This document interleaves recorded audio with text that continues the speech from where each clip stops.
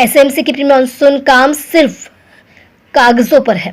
सूरत के खाड़ी इलाकों में पानी भरने की स्थिति को लेकर लोगों ने प्रशासन की आलोचना की। आरोप है कि एसएमसी का प्री मानसून काम सिर्फ कागजों पर है। सूरत में खाड़ी के किनारे के इलाकों में लोग पानी भरने से परेशान है। प्रेम नगर में 1000 से ज्यादा घरों में पानी भर गया। घर का सामान, स्कूल बैग, टीवी, फ्रिज और दूसरा सामान बह गया। एसएमसी का काम सिर्फ कागजों पर होने का आरोप दावा है कि सूरत म्युनिसिपल कॉर्पोरेशन द्वारा सीवर और खाड़ी की सफाई पर करोड़ों रुपए खर्च करने के बावजूद स्थिति वैसी ही है। इंसानों की बनाई आपदा जिम्मेदार मिलेनियम 4 मार्केट के दबाव और खाड़ी के नेचुरल बहाव को मोड़ने की वजह से मिट्टी खाड़ी और बहस्तान तक पानी भर रहा है। सरकार की 6800 की मदद को बहुत कम बताया गया। राहत राशि तुरंत बढ़ाने की मांग की गई है। चेतावनी दी है कि अगर खाड़ी पर गैर कानूनी दबाव नहीं हटाया गया और प्रभावित लोगों को न्याय नहीं मिला तो वे लोगों के साथ सड़कों पर उतरकर विरोध करेंगे। સુરેશ સોનાવણે, એક સ્ટેન્ડિંગ કમિટી મેમ્બર, સુરત મહાનગરપાલિકા। સુરેશભાઈ, જણાવો કઈ રીતની ખાડી પરિસ્થિતિ જોવા મળે છે અને આને કેટલી તમે સુરત મહાનગરપાલિકામાં રજૂઆત કરી ચૂક્યા છો? સુરત મહાનગરપાલિકા જે કામગીરી પ્રી મોન્સૂન પહેલાની હોય છે, આપ સૌએ જોયું છે અને સુરતની જનતાએ જોયું છે કે આ ખાલી કાગળ પરની પ્રક્રિયા છે। ગટાર સાફ કરવાનું કે ખાડી સાફ કરવાનું કે અન્ય પ્રકારની જે ફ્રોમ ડ્રેનેજ વોટર છે એ સાફ કરવાનું ખાલી કાગળ પરનું નાટક છે। લાખો કરોડો રૂપિયા ખર્ચ થાય છે, પરંતુ બધું કાગળ પર છે અને જેના લીધે શહેરની જનતાને અને ખાસ કરીને ખાડી કિનારે રહેનાર લોકોને ખૂબ જ વેઠવું પડે છે। આ જુલાઈ મહિનાને 3-4 તારીખથી જે વરસાદ પડી અને 7મી તારીખે જોરદાર વરસાદના લીધે આજે આખું પ્રેમનગર, પૂરા ખાડી કિનારેના વિસ્તાર, મીઠી ખાડીથી લઈને છેક પંચનગર સુધી, અહીંયા બેસ્તાન સુધી પાણી જલમય થઈ ગયેલ।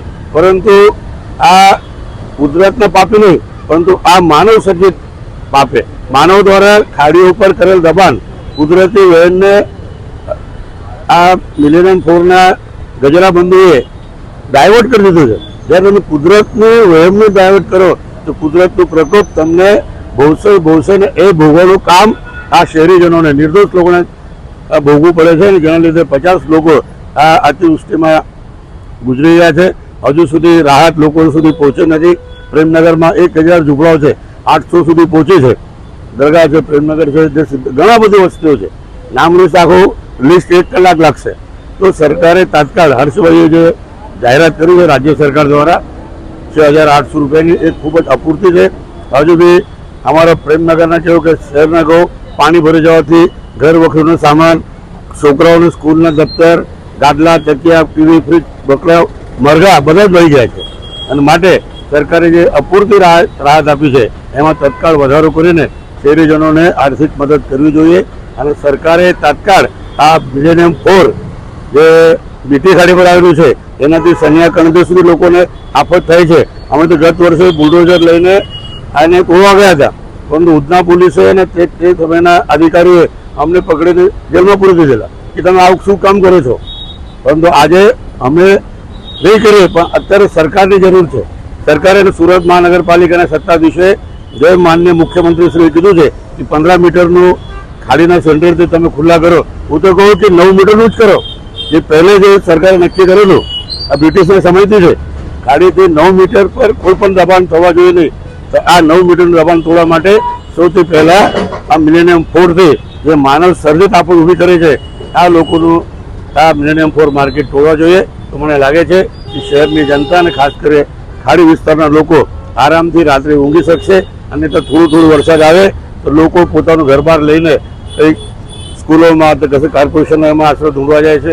કેટલાક સામાજિક ને સંસ્થાઓ લોકોને ભોજન આપે છે અને સરકારની આર્થિક સહાય અપૂરતી છે। તો આમાં પણ સરકારે તત્કાળ વધારો કરવો જોઈએ, અન્યથા શહેરની જનતા અને અસરગ્રસ્તો રોડ પર આવશે।